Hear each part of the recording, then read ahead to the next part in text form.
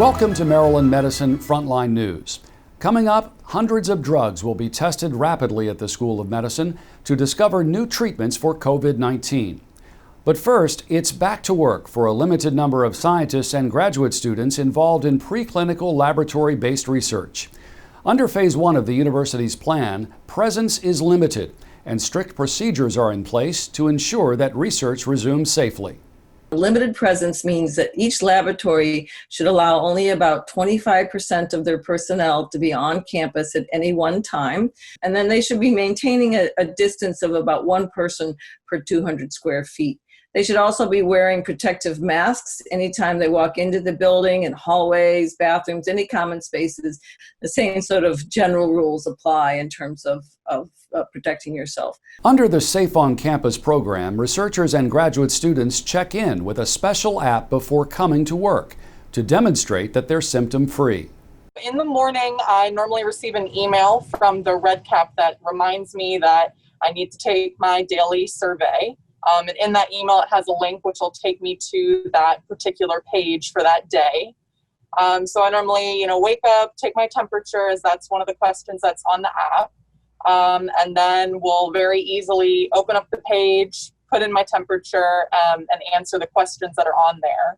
Are you coughing? Are you having difficulty breathing? Do you have a headache? And most importantly, has there been any change in your sense of smell or your sense of taste? Because those are turning out to be very good predictors of a COVID-19 infection.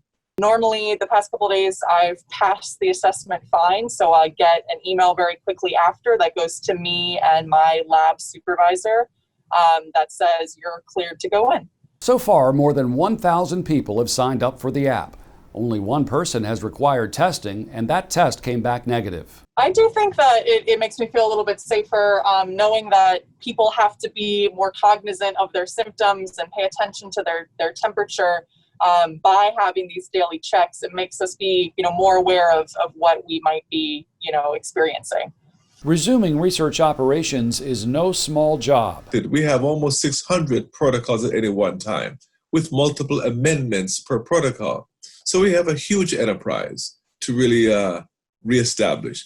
But most importantly, the researchers are undaunted. They are eager to come back, eager to get to work, and just very excited that at least this Phase 1 has begun.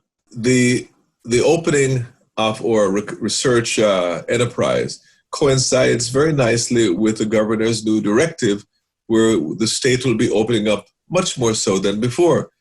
Dr. David Marcosi from the University of Maryland School of Medicine said yesterday during a meeting of our coronavirus recovery team that the public health experts recognize the need to balance the economic model with the harm reduction model. In a federally funded project, researchers at the School of Medicine are rapidly testing hundreds of FDA-approved drugs to determine if they can be repurposed to treat COVID-19. My lab is working on in vitro systems where we're testing these drugs in cell lines and in human lung-on-a-chip systems where we can look for effective drugs that will inhibit SARS-CoV-2 and our BSL-3. We also are working on a transcriptomics pipeline and proteomics pipeline where we can then look at the host factors that are involved with the infection and how the drugs are affecting that response. We have basically human lung epithelial cells that differentiate on this little chip. It looks like a microscope slide, more or less.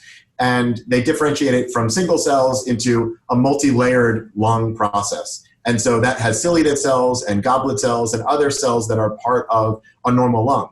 And so it's kind of an in vivo-ish in vitro model where we can look for really what this virus is doing to these cells. The research is funded by DARPA, the Defense Advanced Research Projects Agency.